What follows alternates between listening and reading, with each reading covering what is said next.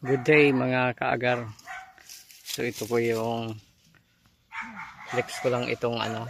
Ito po yung tinabi ko dati na cuttings. Ito na po siya kalaki ngayon. Ayan.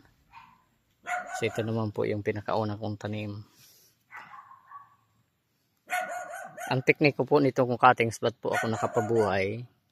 Kasi nung nasa seedling bag pa po ito, malaking seedling bag, tinusukan ko po ng ng cuttings. Nung mabuhay, hindi ko na ginalaw hanggang sa itanim ko ito, sinabay ko na. So ito po, dalawa po itong piraso. Nandito po sa ito po sa isa. Ayan. Kaya nakapabuhay ako ng dalawang cuttings. Ayan. Ito rin po. Ito. Ayan. Cuttings din po ito. Ayan. So malaki na guys.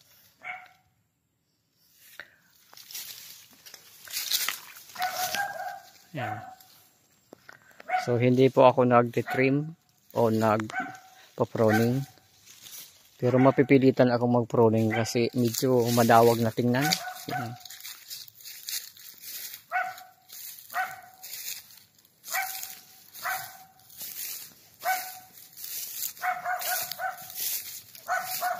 Yan, magaganda na guys.